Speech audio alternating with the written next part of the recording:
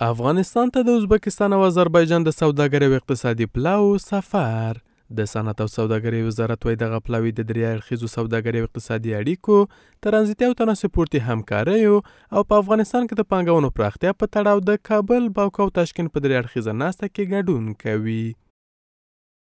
موضوعات اقتصادی که ترانزیت است، موضوعات تجارت است، موضوعات همچنان ترانسپورتی ما است، سرمایه گذاری ها است بحث میشه و امی بحث در عموما در بحث های سه جانبه همچنان امی بحث هاست که ما میخوایم در منطقه باید داشته باشیم. راه لاجورد است میخوایم پس دوباره از سر بگیریم.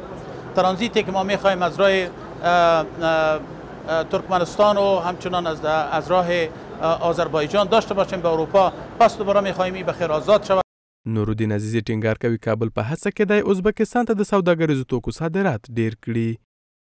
ما میخوایم که صادرات ما را در یک حد تعادل ببریم و همچنان طرف جمهوری ازبکستان آماده به این است که تمام مارکت به تماما امروز بحث که امروز وزیر محترم تجارت در پهلوی ما هستند، کانترپارت ما هستند و میخواهند که تجارت صادرات افغانستان میخواهند بازارهای به مارکت اقلام تولیدی افغانستان داشته باشیم که بتانیم یک حد تعادل به میان بیاریم ان شاء الله.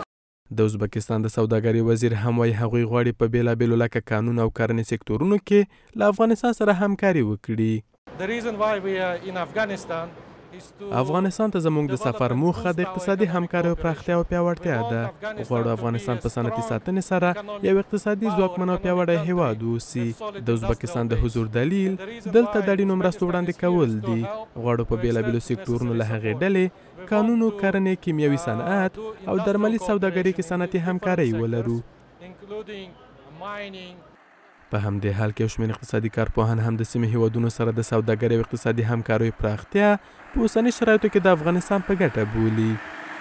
افغانستان کشور فرصت ها است و در سکتورهای مختلف ظرفیت کلان سرمایه گذاری موجود هست. هر از گاهی که ما روابط خوب اقتصادی و سیاسی با کشورهای منطقه خصوصا کشورهای همسایه خود داشته باشیم، بدون شک افغانستان کمک خواهد کرد که تا ما را حرکت بده به سمت رشد اقتصادی، ایجاد کار و همچنان بهبود روابط خوب تجارتی با کشورها. هر قدر که روابط تجارتی و روابط ترانزیتی گسترش و مستحکم گردد به همان اندازه بازرگاهان افغانستان از این رابطه سود میبره. دا په داسې حال کې ده چې په کابل کې تر راتلونکو څو ورځو پورې د ازبکستان د محصولاتو یو نندارتون جوړ شي.